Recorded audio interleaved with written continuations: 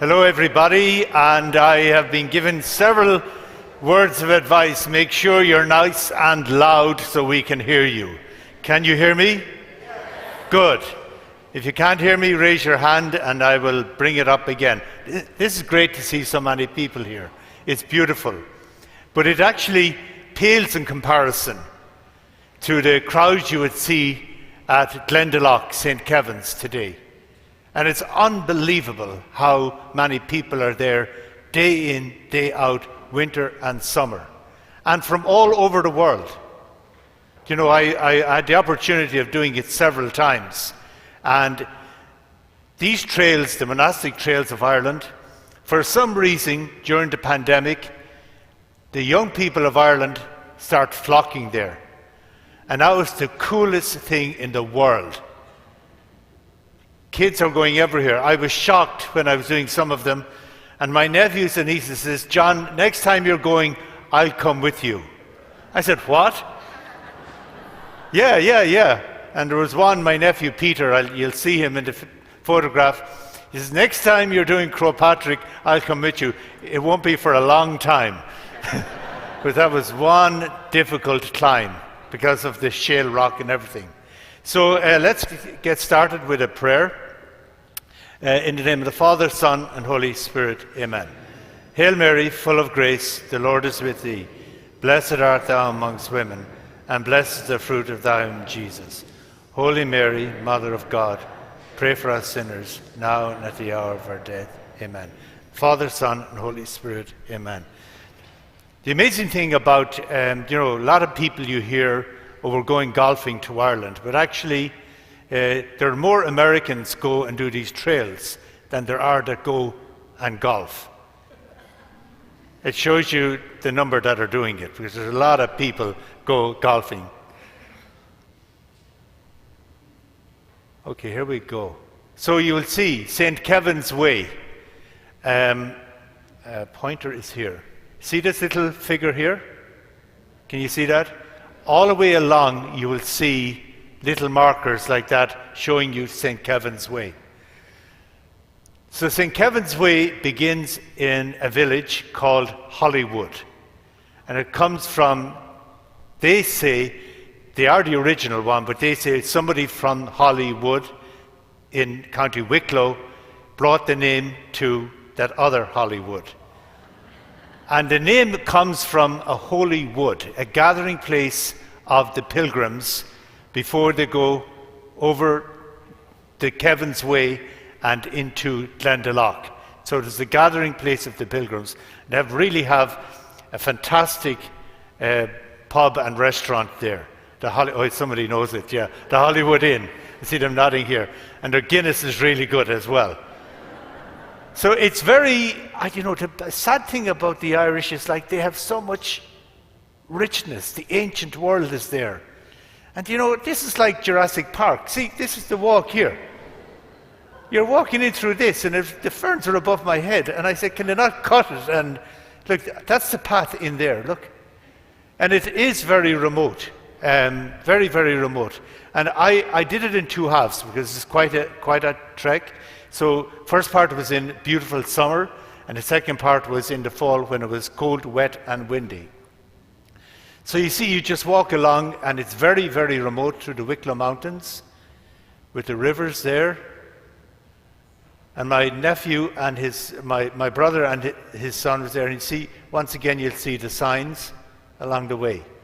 So it was that was a long walk. Now then, I did the second part from the Wicklow Gap into Glendalough the second time, and it was very, very swampy. You had to pick my, watch where I was walking, because it was kind of swampy, boggy. It wasn't deep, but I had to, so that's the path I was going down this way.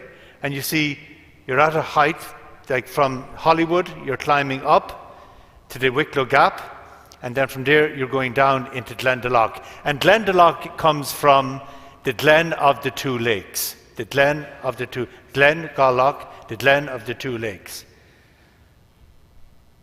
So isn't it very beautiful? It is so wild. And you hardly meet anyone. And there's dotted around are all these buildings kind of coming from ancient world.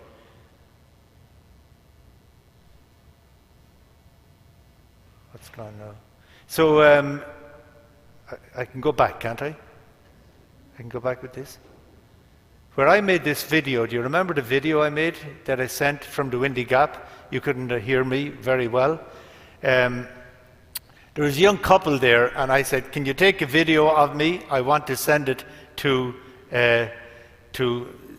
people and I wanted to send it to somebody. So I made it, and a young guy from Dublin was there, and the young lady was with him. And next thing, when they heard what I was saying about Thanksgiving and all of that, and he says, where are you sending this to? I said, I'm in a church in Libertyville. She pipes up, oh, I'm from Barrington.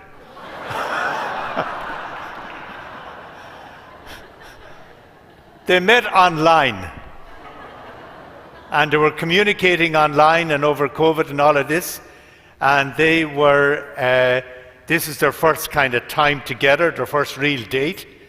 Guess where they were? On the trails. Now this is then when you get into Glendalough itself, okay? And so it's two lakes.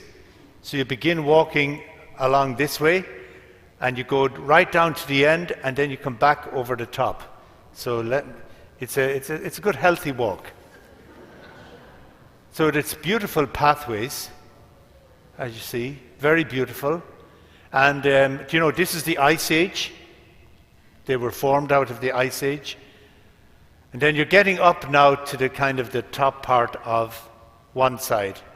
And you're meeting people along the way. Some lady, I think she was French, asked her to take that for me, and she did, which was nice of her. But you see, I've come up from here, down here, up along here, and then I'm going back over this way, back down. Okay? Lots of steps on my watch, I can tell you.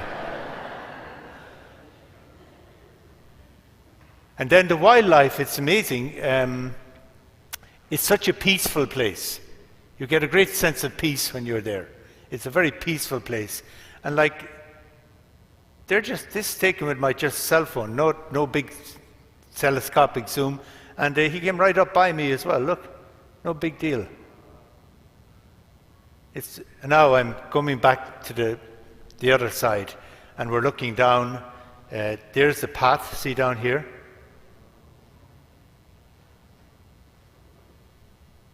Now I'm looking really down on it. You're right up at the top here. And then when you get back down, you go into the monastic city. So the whole story is Kevin lived around the year 498 to 618. And he came from a very noble family. His father was a chieftain, and he entered into the monastic life, and he walked because he wanted a place of prayer and solitude. And I'm going to try and show you what's called St. Kevin's bed. It's difficult to see it on the photograph I have, but it was kind of carved out about 3000 BC. This St. Kevin's bed goes back to about 3000 BC. So it's very old, and in that place Kevin went and stayed, and kind of, they say it shows him on some of the ancient carvings of being wrapped around with a snake. It was a place where he was trying to figure out what his life was going to be about, and what's God calling, what its calling was from. And after some time, people came to join him. And then eventually, the monastery began to become more popular and more popular. And what made the monasteries, the ancient monasteries of Ireland that they brought into Europe, what made them spectacular was their ability to teach people to read and write. And that reading and writing and organizing the community around them actually transformed mainland Europe as well as Ireland as well. So that was huge. The most valuable people back then were people who could read and write. And this is what the monks did. Now, many stayed on in the monasteries, but some didn't, and they went out into society and transformed society as well. So that was the ancient way of, and it is interesting that as a missionary, St. Patrick's missionary, the way in which you could say in probably 150 years Africa was evangelized was because the missionaries established schools everywhere they went. And that's what transformed so much of the church in Africa, even in more recent times. So the monastic city was one of the most influential monastic cities in Europe in its day. And this is St. Kevin's Church. And now I went on a quiet day, but there's always people there. And where are you from? Germany. Where are you from? They're from all over the world. Europe, mainland Europe, South America, the United States, all over the world. And this is the beautiful, this is about 1,000 years old. 1,000. And it has 7 kind of stories, levels inside. And some people say, that's very symbolic spiritually. Teresa of Avila has 7 mansions. So you will notice, it wasn't that the Irish were dumb, that the doorway is about maybe 20 feet from the ground. So why it was built that way was the Viking invaders. That's what really struck me on this, how many times Ireland was invaded. Unbelievable. It was non-stop. And the Vikings came, and then the young monks would be up here in the watchtower, and it had stones and rocks and like oil that would throw down and kind of set them on fire to keep them away, because what they were after were the beautiful golden chalices. The golden chalices, and then the Book of Kells. You've heard of the Book of Kells? Yeah. Books like that are very valuable with diamonds and gold and all of that. And to try and take the big trade was in slaves, human slavery as well. So a lot of stuff like that. So you can see that it's quite tall. Like, look, there's people at the bottom, right? So built 1,000 years ago. Is that remarkable? And it's still standing. And then you have the cross. And the cross is significant because all of the ancient monks, they really were ahead of their time, because Celtic spirituality was like very circular and in touch with no beginning, no end, and in touch with creation and a love of creation and being embedded in creation. Like they even say that Kevin, that when he was praying, birds would land on the trees over him and just rest there as he was contemplating. And there's a lovely poem about St. Kevin and the blackbird, and there's statues of it as well.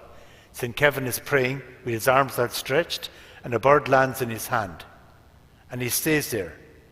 The next thing he feels, the bird laying an egg. And he stays there until the egg is hatched and the little bird is sown, and then they fly away. So it's Kevin and the blackbird. Actually, there's a whiskey called about that too. It's on sale. Do you know that place down at on Peterson? What do you call that liquor store? Not Binny's, no. Golden Eagle. Golden Eagle have it, yeah. St. Kevin and the I was down there a while ago, and I was saying to the guy who was selling the whiskey, I said, what about that one there? Oh yeah, that's an Irish one, he says. Yeah. Do you know what that means? No. Well, I'll tell you. So, St. Kevin and the blackbird. So the idea about this is then, when you're doing the pilgrimage, the tradition is that, what did I do wrong? Go back. So the tradition is that when you're doing the pilgrimage, see, Ignatian spirituality talks about discernment of spirits, discerning what God's path is for, and then obviously leaving stuff on the cross, handing it over to the Lord. The tradition is that you embrace that cross before you leave. and the cross is probably 1,000-year-old as well, if not more. So some of the buildings here come from, the year of like 600-700, and then some of them around the year 1000. There was kind of a revival of the monastery as it kind of ebbed and flowed, and people lived around. There was a settlement around the monasteries as well. Then this guy was 1799, Thomas Brady. He was buried there. Just one of many headstones. And then there's the cathedral. 1214 was when that was. It ceased in 1214. It's the Cathedral of St. Peter and St. Paul. And that's it when you go inside. It was beautiful. A few years ago, around the year 2000, when I was a missionary, we had a retreat. And all of my colleagues were ordained like 15 years at the time. And we went in here, and some of them were excellent singers. And I was walking around outside. And then they started to sing some plain chant. And I was in the fall, and I was outside. And it was beautiful to hear it waft through the whole valley.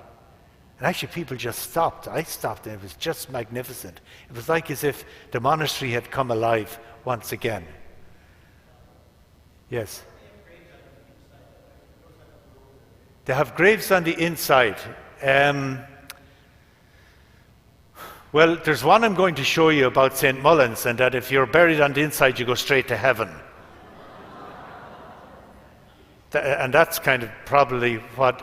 But it was also like, if you could see where in England, like royalty and rulers were buried. So it could have been abbots, people like in part of the people who were like had leadership roles in the monastery as well. But all this work done by hand, it's really quite amazing. And guess what this is? That's the priest's house. Glad I wasn't a priest then.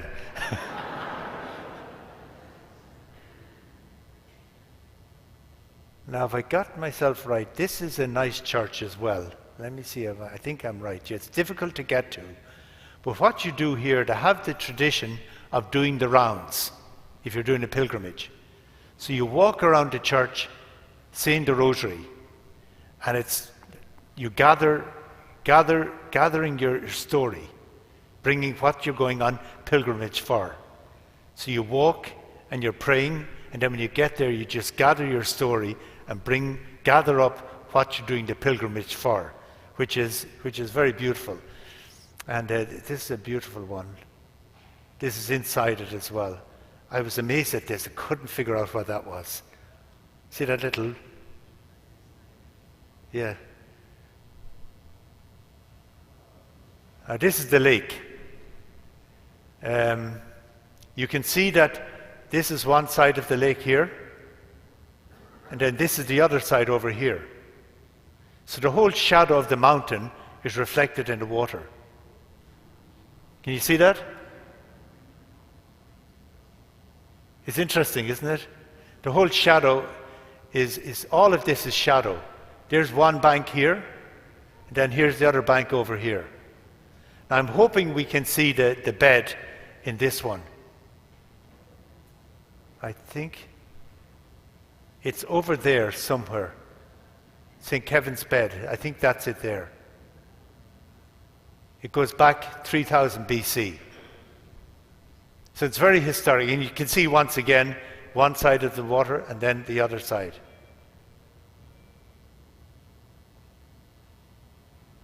So it's very, very, very beautiful area. And oh yeah, this is also a good one. This will be a little bit mixed up, but sometime around the year 1000, roughly, French monks came from France because that ancient monasticism had kind of failed. So they were trying to revive it. And the person who was behind the revival of it was St. Lawrence O'Toole. And he was born about 10 miles from where I live. I cycled out to where he was born, and it was nice to walk around that area as well. But this is our St. Saviour's Church. This is the beginning of a new kind of monasticism that was less clan-based and more Christian community-based. And it's a lovely walk down to it. Just walk down here. It's so beautiful and so peaceful. The whole place is incredibly peaceful. And then you're going into it here. This is it. I was really blessed with the weather. Every time I went over there, it was really nice. And the summer was fabulous. Sunshine was great. But you go inside, and can you imagine, like, this is over 1,000 years old, and even just to touch parts of it, to say that somebody chiseled this out with their hands and lifted it, and a monk and placed it there, it's quite amazing. And then these are the steps down into it. And once again, the tradition is you do the rounds and do the prayers. Some people, I think it's crazy. Some people, well, younger people, they walk along the top. Oh wait, I was doing that. Because you're very much alone out there. You know, it's while there's people all over the place, it's very much a place you could be alone. But it's inside as well. And just fast forwarding to look at the arches. Look how beautiful they are, standing 1,000 years later. It's quite amazing. And now to have a name on this, I heard about it when I was in Rome, but I can't remember the name of it. Does anybody know the name of it? See the way they're shaped? Okay, I've forgotten. And then you get some, like, look at even the windows. Look at the way the windows are shaped. That whole, it's just so beautiful. And then look at the carvings on the wall. Like here is like two birds and a little cross with Celtic signs. Even these the smallest little things, with hammer and chisel 1,000 years ago. I think it's fascinating. And that's a close one of the two birds. You see them there? And that's like a lion, I think. See the relief, the head, the body.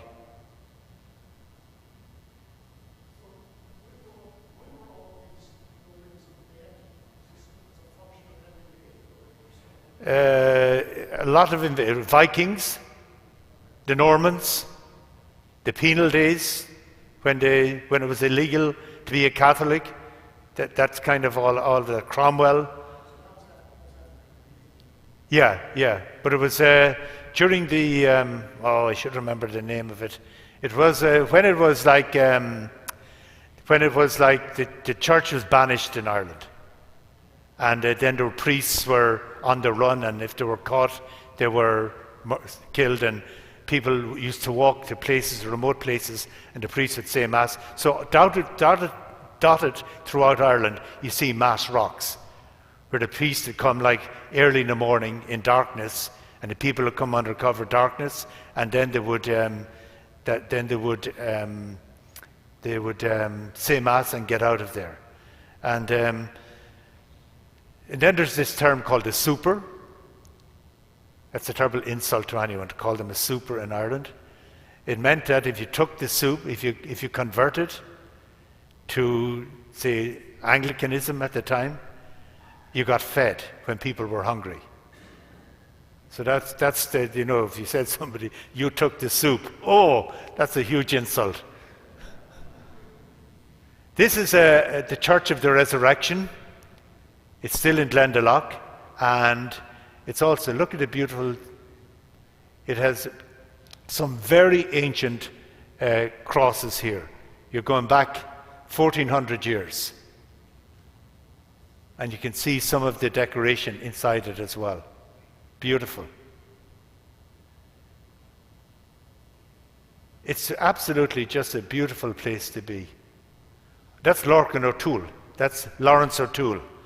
That's where he was born. And that's probably 2 hours. So he eventually ended up as the abbot of that other church I showed you with all the design. And he was like the second phase of monasticism. and then eventually became the first Irish-born Archbishop of Dublin. And then what happened? The Normans came.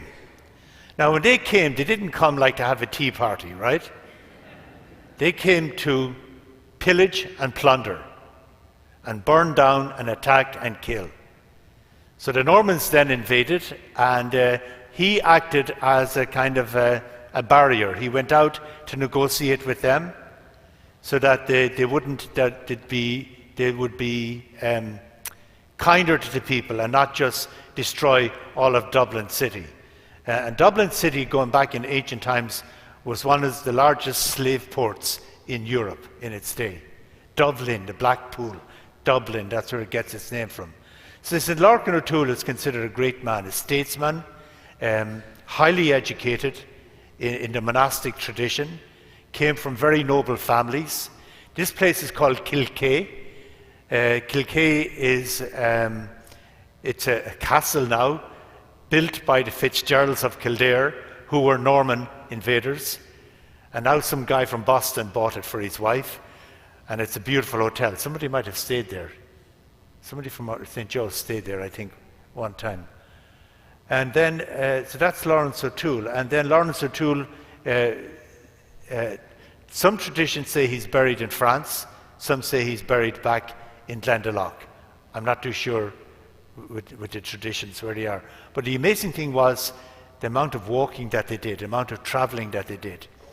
And there's a place called Cashel, the Rock of Cashel. They've just renovated the chapel of St. Cormac. And the guy was saying to us, do you see the blue paint? Yeah, we see it up in the ceiling. And he says, actually, that blue paint came from Afghanistan. And you're talking about over 1,000 years ago. How did it get blue paint from Afghanistan to a monastery in County Tipperary on Rock of Cashel? It's quite amazing. Where are we going to next? Columban. Yes, this is a great one. This was one of the largest monasteries in County Laois in its day.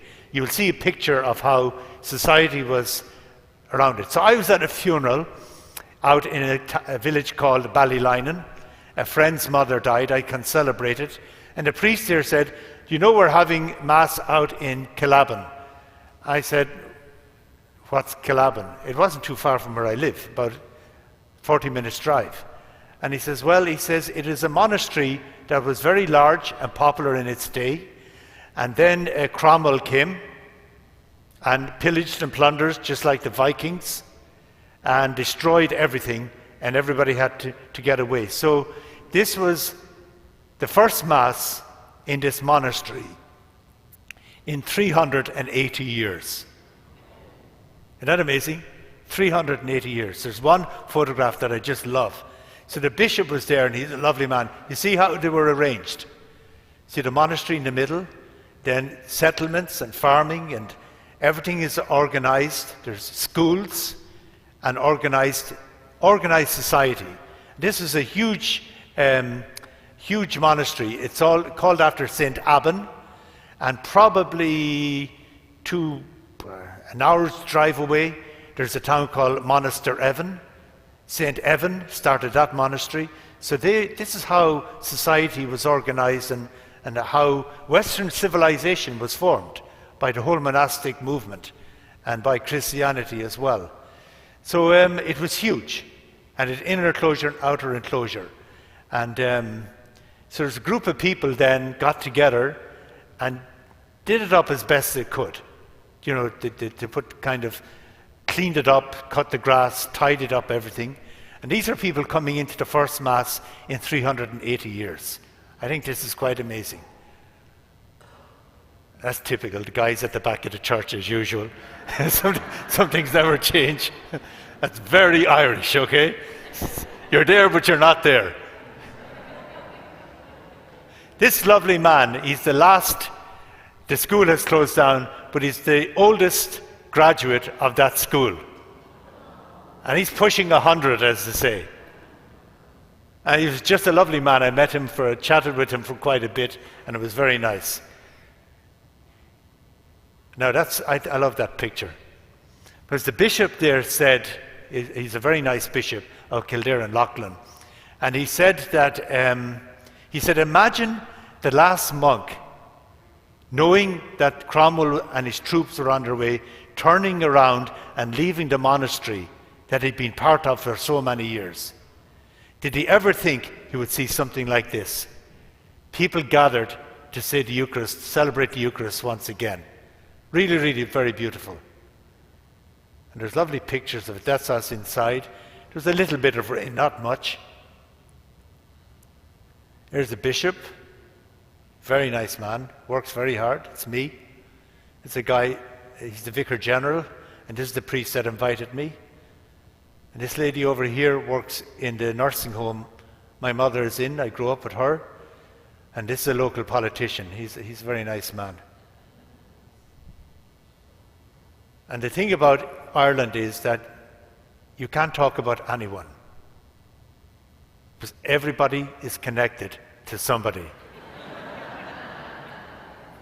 So this gentleman's wife is a sister of my sister's husband. I haven't met him until then, but he very well connected us together. Then after that, you say nothing. Nice pictures, beautiful. The bishop coming, and then some and this is from the outside, and then he blessed the graves there afterwards as well.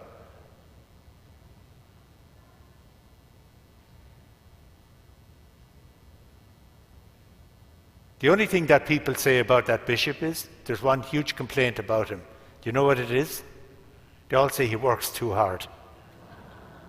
Because he is a really, really nice guy. Nice man, I should say. So you can see they're just beautiful photographs. And how powerful is that? Very good.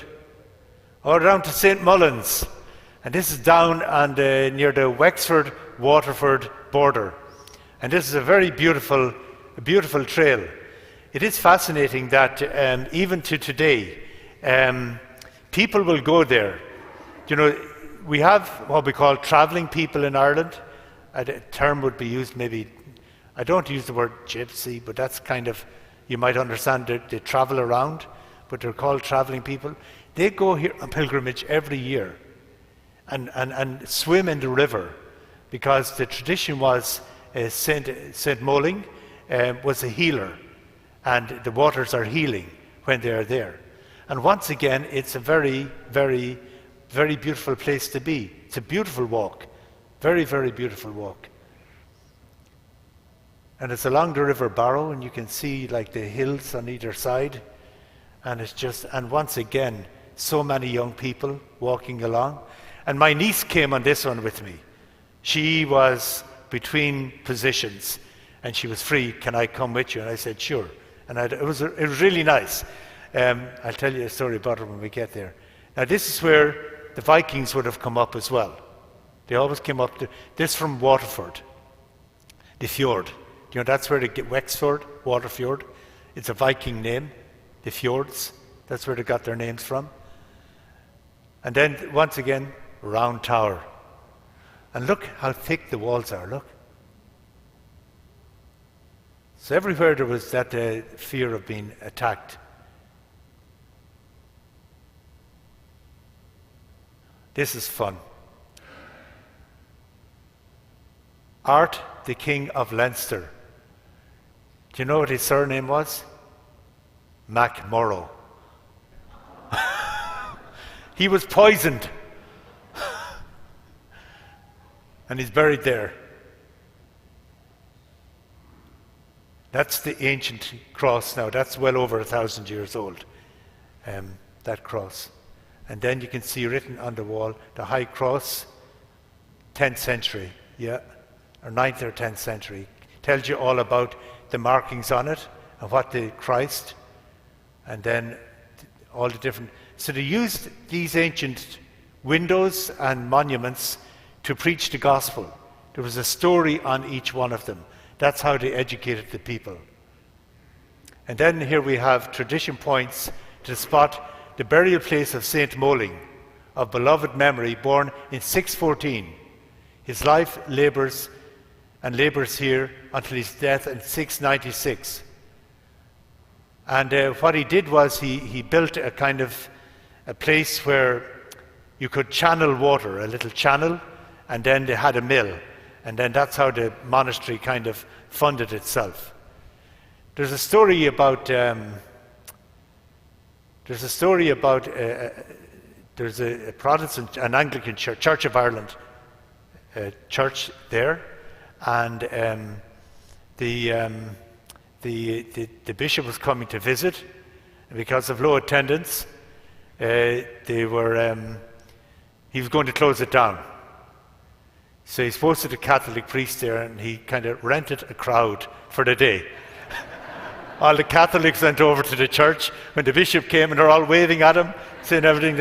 Oh, he says, "You're fine, you're doing a great job. Keep up the good work." I don't know if that's not true. Irish love stories. So that's it.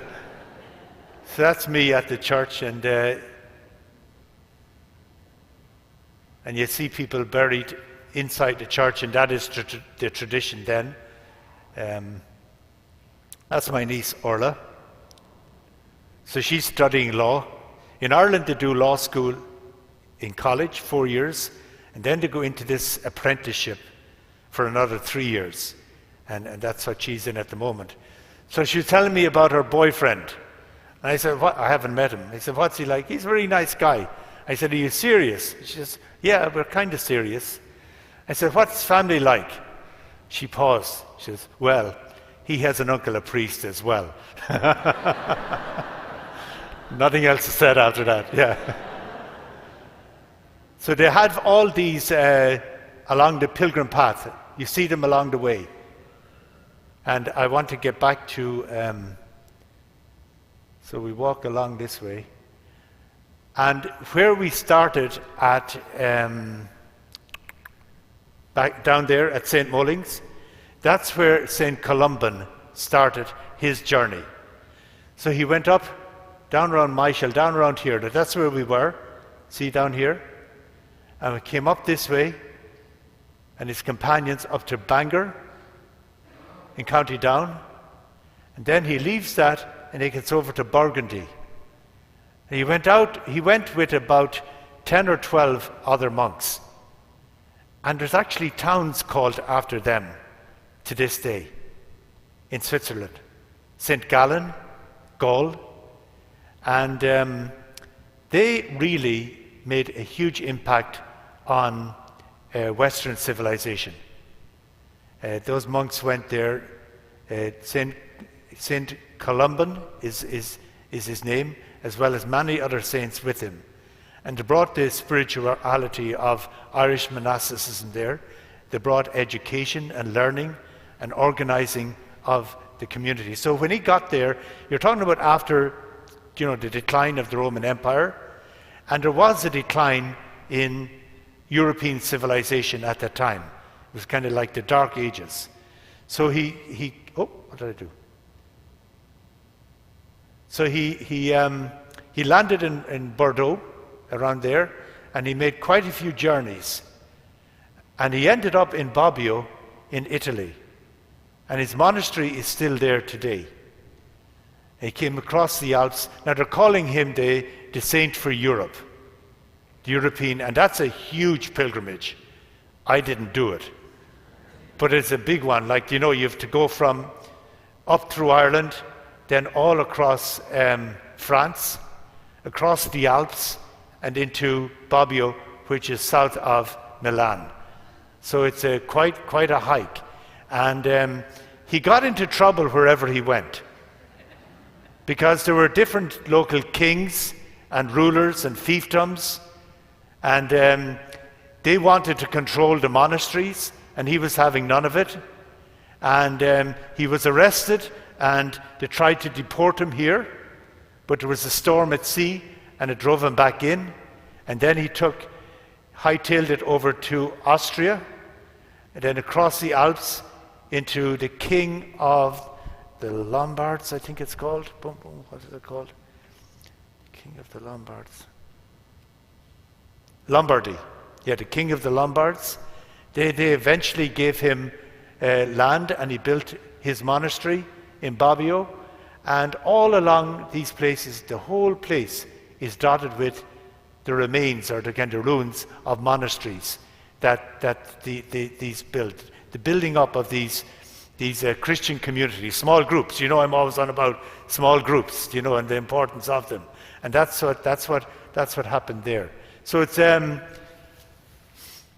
that's on my bucket list. I certainly would love to go to Bobbio. I had plans to do it, but it didn't work out. So that's that was the. But this one I've done quite a bit of as well, because it actually follows the River Barrow, which flows through my hometown, and so it was easy for me to do quite a bit of that, and it is beautiful, and they're doing a lovely job. The Irish government are, because they're kind of paving it along the river. They're putting down crushed granite, which is very nice, and just this year alone, you've heard of St. Bridget, have you? St. Bridget of Kildare. She's becoming very popular with the young people as well, because she's a woman saint, and she had the power of a bishop. She ran 2 dioceses, and now they've made a national holiday for the first time this year. St. Bridget's Day is now a national holiday for the whole country, and people are loving it, you know, especially the young people, because they're all into this stuff as well. The amazing thing was, like, I shouldn't say this too loud, but they want nothing to do with religion, the young people, but everything to do with spirituality. And the sad thing is, there are some head cases out there making a fortune, talking about get in touch with the real you. Be the best version of yourself. And there's more and more and more of this mindfulness. I don't know what it is, but everybody's talking about it. And there are whole groups of like commercial enterprises that are peddling spirituality out there. And we have such a wonderful tradition in our own spirit of Franciscan, Teresa of Avila, John of the Cross, Ignatius of Loyola, and many, many more. Even the monasticism, the spirituality of the ancient monasteries, and being in touch with nature. And there's nobody talking about it. And you'll see later on, every time you encounter a church apart from a ruin, they're all locked up. And the church is like, there's no presence of people out there kind of, if you want to use the word, evangelizing. I have one good friend who's in Glendalough for many years. I visited him, but he's not able to go out and walk, but he's a wonderful spiritual man, Michael Rogers. And then we're going to where? Oh, this place. This is one tough climb, I can tell you that. You did it? When did you do it? How many years ago? 83, okay, yeah. I know, the last on your hands and knees. Yeah. I said to one woman, you know, it's in 3 sections. The first part is really tough going. You have to stop quite a bit. Then you get a bit of a lull. So she was going up to the first part, and I said, you're near the top, and it gets much easier from here. It doesn't. When I was on the top, I was up there for about an hour. She got over the top. You, she says. I'm going to kill you, she says. You told me it was going to get easier, and it did. But she says she was determined to prove me wrong, that she could do it. And we had a great laugh and talk afterwards. But it's all shaly rock, and so you're walking and it's kind of going from you. And I found it more difficult coming down than going up, because it was kept going. And the one thing that I'll never go hiking without ever again, 2 things: really good boots and walking sticks. I went even the other day, I went walking with them, and there's a whole art to it. You know, it really is. I got a lesson in it, that you walk with a stick and you walk by it, and it brings back your shoulder.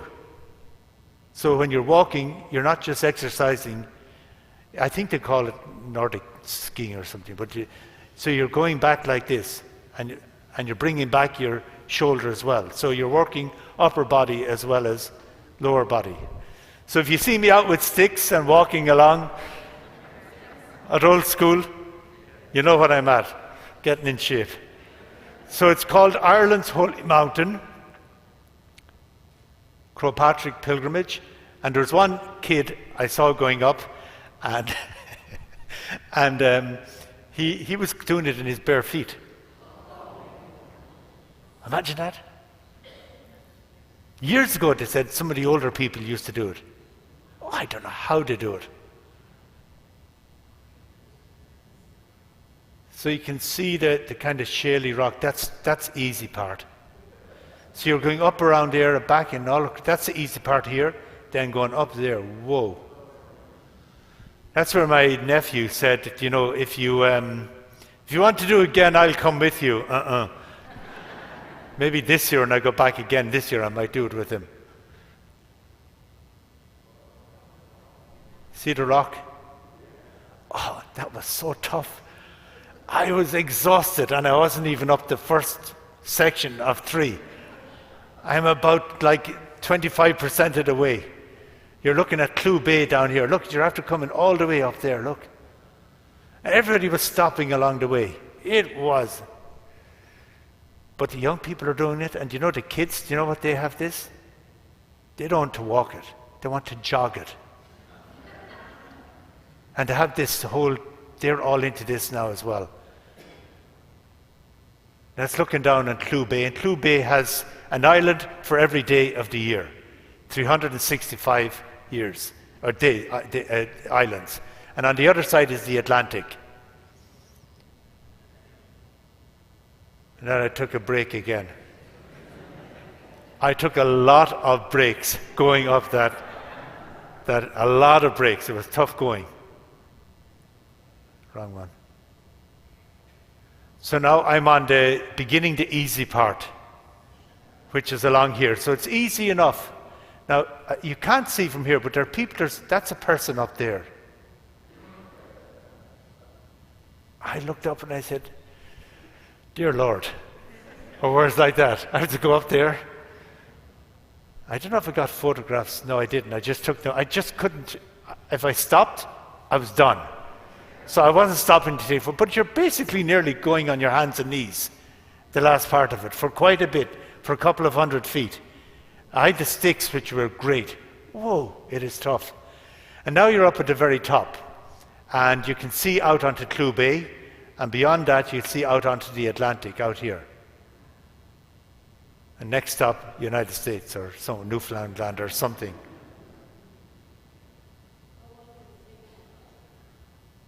I don't know. I just zoned out. I was like, well, there was a bit of pride there because, unfortunately, I have a family we're all into sports and we're all competitive, and they're all saying, well, don't come back without doing it.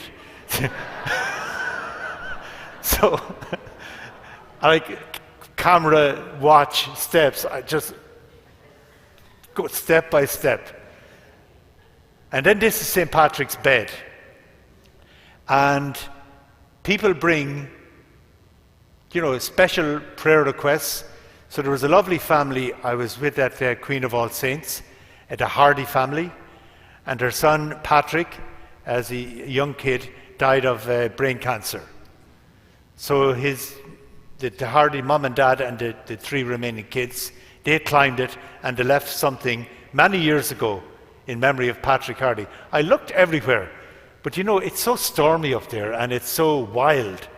And I would not like to be there on a really bad day because of, and see, these are ancient Neolithic grave burial sites. Not far from here, from this area, Croagh. Have you heard of the Cady Fields? Have you heard of the Cady Fields? It's worth a visit if you ever go there. That this school teacher was bringing his son, who was in university in Dublin, out with him to cut turf. The kid didn't want to go, and he was studying archaeology. So they were digging down into the peat and cutting it so they would dry it and burn it for the winter. And then the kid noticed that there was arrangement of stones, and he told him to stop, and he got down all the experts, and I think they're reckoning that it was the remnants of a civilization, the oldest organized farming in all of Europe, and older than the pyramids, going back 5,000 years.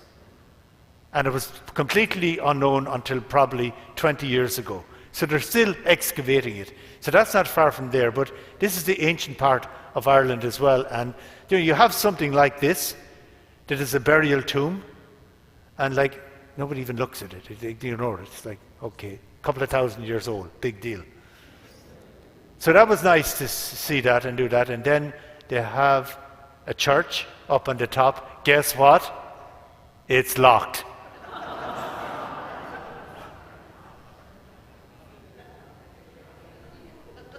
I'll go down for the key, yeah. Like, it would be great if they put like a shrine of candles in there that you could go in, and even better if they had a blooming bathroom inside. Because you're so isolated up there, and there's nowhere, like you can't run in behind a tree or a bush because it's all rock.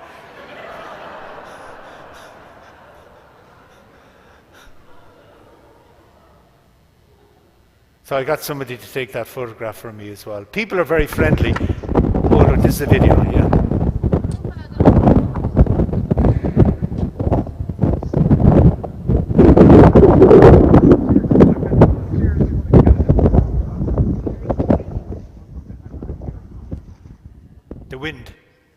The wind blowing. Did you hear the wind blowing? Yeah. Isn't it beautiful? The whole picture of Clew Bay, it's beautiful. And that's Croagh. Now I'm off to Madrid, the Camino de Santiago. So I flew into Madrid, and then I had some. I had a kind of 2 days in Madrid. Yeah, well, 1 day at the begin. Yeah, 1 day and a half at the beginning, and then one at the end. So I went into this chapel, which was very nearby. Actually, if you haven't been to Madrid, it's a beautiful city, absolutely beautiful. And I went into an art museum as well, and it was beautiful also. But if there's a young lady that was with a family here this morning, and she said her aunt or her grandmother is buried in this chapel. She's visiting from Spain. Are they here? No, probably not. Yeah. So look at that. Isn't that beautiful? Lovely cathedral. Look at the beauty. And all the beautiful, look at the mosaics behind. Like in a way, when you go around Europe, if you're a tourist, if you're not Catholic, you might feel really left out. Because all these tourist attractions are all of churches and monasteries. And then I attended Mass here. The priest came out and did the Mass here. And if you go up above the steps, which I did, you see these beautiful mosaics as well. This is the beginning of I went up to north of Spain, and there was a Saturday evening, and they had Mass. This was a little bit of a cultural shift, because in Ireland we have our evening meal around 5 and 6. They're still having siesta at 5 and 6. I think they go out to eat at 8, 9 and 10 o'clock at night. Maybe 10 o'clock at night it is unbelievable, and I could not adjust to that at all. But this is Mass at 7 or 8 o'clock in the evening. And let me be very polite and say they did not have a welcoming ministry operative in this church. You get my drift? They were kind of looking at this guy, who is he? They knew I was an outsider. But and then this is me on the way. And it was quite a lot of walking. I made one big mistake as I went along. I happened in with a younger couple, who were kind of like professional walkers around the world. They do this as And, oh, God bless me. Why am I competitive? I don't know. But trying to keep up with them was not wise. A big mistake, especially when I get to this other... so beautiful, and the Spanish people are beautiful people to deal with. Beautiful people. This is where I made a big mistake. I think these windmills are between 2,000 and 3,000 feet up. So we were walking along and they said, now we have an option. We can go the long way or we can take a shortcut. But the shortcut is up over the mountains here. 2,000 to 3,000 feet up. And being the foolish man I was, what did I do? Took the shortcut. But it kind of wrecked my feet in a way, because it was quite, and I didn't have the correct boots then. I got something on Amazon that people reviewed, and I'm never going to believe a review on Amazon ever again. So do you know when you're walking along and you can feel the rocks coming up through and digging into your soul? And you learn as you go along. And if I buy a pair of shoes or something like that, I push down and see, are they soft? The guy said, no, it is upwards. Are they protecting you? Is the softness coming up? So eventually I learned the hard way. So I kept on the way, on this way, and kept going as best I could. I was pushing it all along, and I got eventually, it's beautiful countryside. Here's a lovely monastery as well. This is one of my last journeys when I got to here. I had to go to a clinic, a health center. I can't remember the name in Spanish, but I went in and I had the Compeed, do you know these blister plasters that you stick on your feet? Am I using the right word? Compeed? They're like a new skin. So you put it on the blister and it seals. And you can't take it off because it's like glued onto it. So the blister turns a little bit white underneath, and then after 2 or 3 weeks it just falls off and everything is cleaned. So I put on about 4 of these on my feet because I had 4 blisters and I was quite sore. And then after coming down off the mountain and that, I was kind of, I took off one of my socks and I looked down at the plaster and it was all blue. I said, my socks must be running. It wasn't my socks were running. The blister had turned underneath, bluish. And then I tried to take it off, and guess what happened? Skin. So then I couldn't walk, and then I had to go to the clinic, and they were just fabulous. I had a card with me, which is that I'm a European member card, and they put it in free of charge. God help. God, I cheers for a public health system. It was wonderful, and they were so kind to me. So they bandaged it up, and the next day I tried walking again. I didn't go so far, but this is the end. It was a lovely monastery. That was the end of it. I couldn't go any further. I wasn't too far. I was 2 days away from Santiago, but I wouldn't go there because I might try and do it again, the last part. And you see, I changed my shoes. And then this is me back in Madrid before I came back. I took these speed trains in Spain, which are great. This family were members at St. Joe's.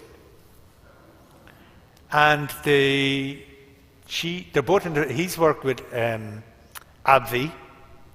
She's with another pharmaceutical, Merck, I think. But they were parishioners here, and I remember the first time I met them. They came into the family's mass with the 3 kids.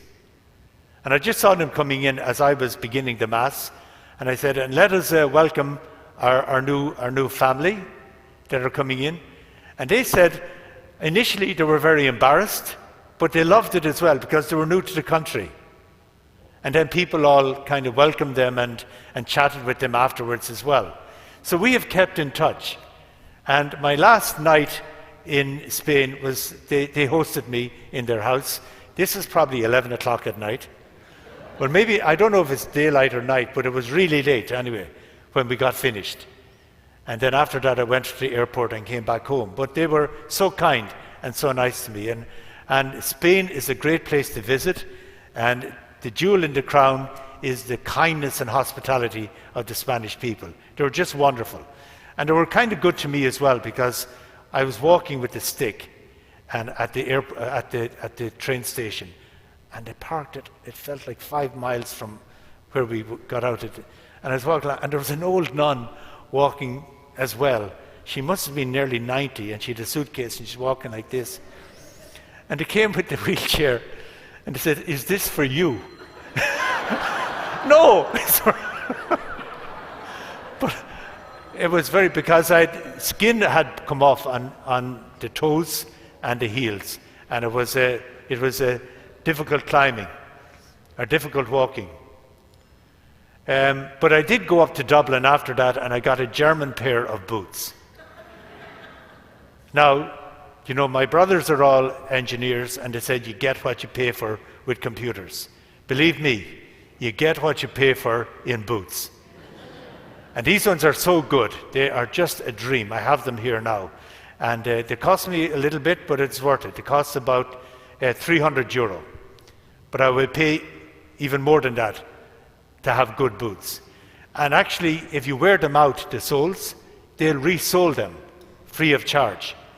So they're like a major investment. And the guy who sold it to me said he's just back from 12 days of hiking in Poland across mountains. And he said, no problem whatsoever.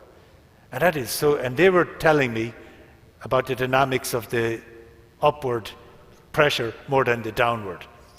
So I think we're nearly at the end. How are we doing for time? Oh, nearly over time. This is Rome. Went to see the Pope, and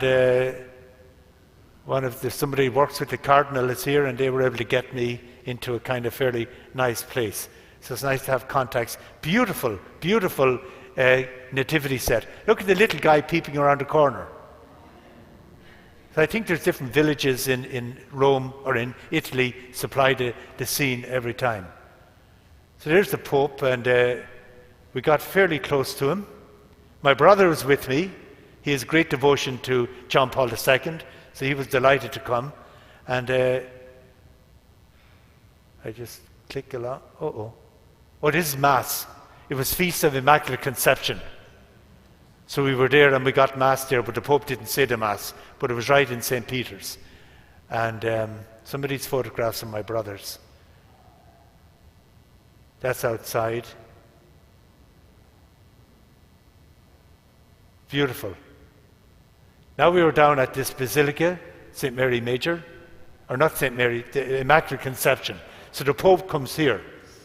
The place was mobbed with young people, and the street was like, if there's any guy here whose wife likes designer clothes, don't go down that street. Look at the crowds, look.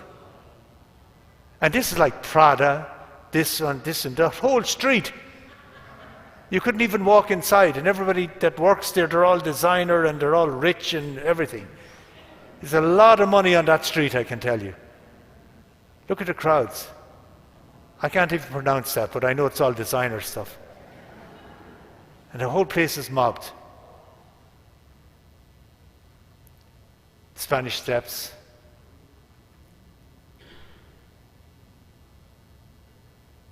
That's St. Ignatius Chapel. St. Ignatius, the Jesuit chapel in Rome. Am I doing something wrong? No. So all these churches are just beautiful. So this is in Florence. And in Florence, this is where Galileo is buried, in the Church of the Holy Cross, as well as Leonardo da Vinci, Michelangelo. It is unbelievable. Fermi Lab. The gentleman who created, you're nobody if you're not buried here. It could be like hundreds of people who are famous are buried in this Franciscan Church of the Holy Cross in Florence. And that was a nice place to visit as well. Don't be deceived by this. If you're crossing that bridge, every shop from top to bottom is filled with the most expensive gold jewelry you ever saw. And it looks like a shack on this side. Wow, the gold inside is unbelievable. So this is Florence. That was a wet, kind of damp day, but it was a nice city to visit. Okay, did I go back?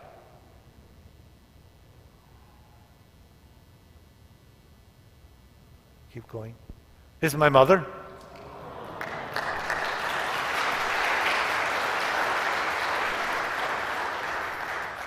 She loves this. Hennessy cognac. She loves it. And if I took her out on, I tried to go out on Wednesdays and Sundays when I was there, and I'd give her a glass, and I give her a fairly good one, and she'd take a sip, she'd put it down, then she'd say, "What's in it?"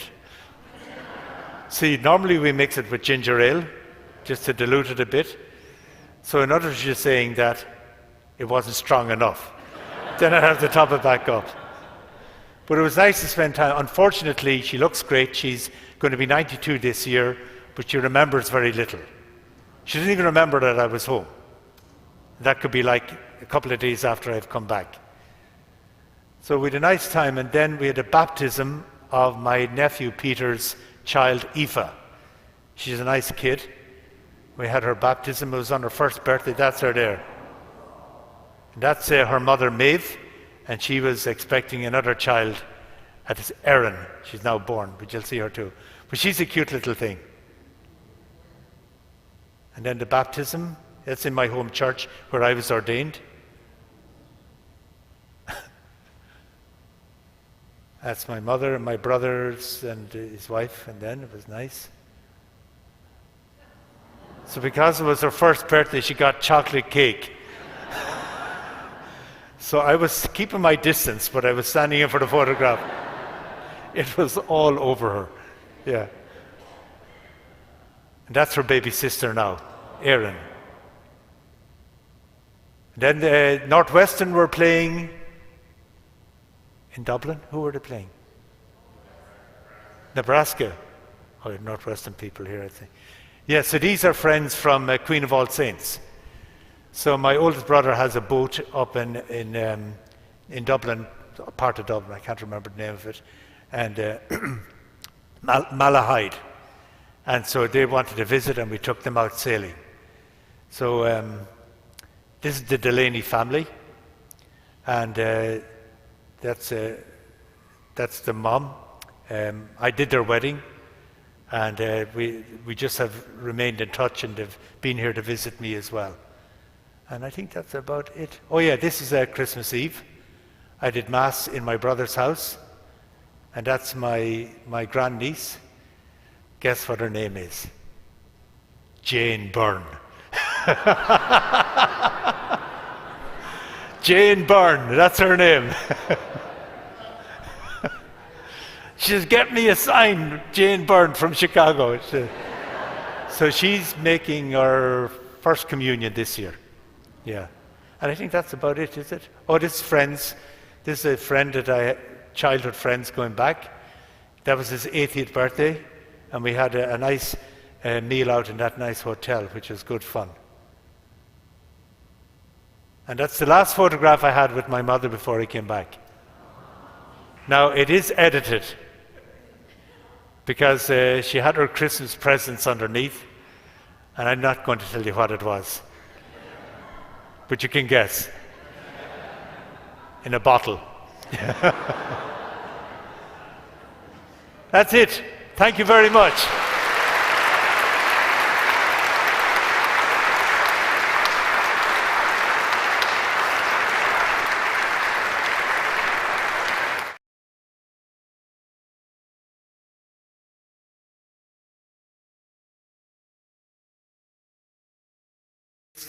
And it's A Way of the Pilgrim in Glendalough, 14th Station Reflections. If you're ever going, I would recommend having a book like this.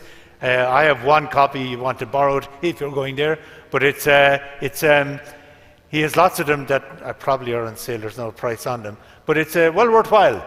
The ancient pilgrim paths of Ireland are fabulous. Absolutely fabulous.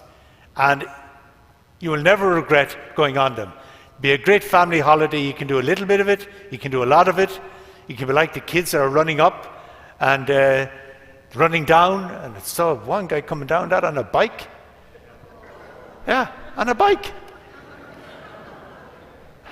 Wow, I thought that was very, very dangerous. But I would strongly recommend them. And they're just places of prayer, places of immersed in spirituality.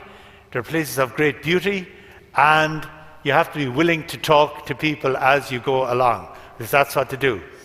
Thank you so much for coming. Thank you very much. It's good to see you all here.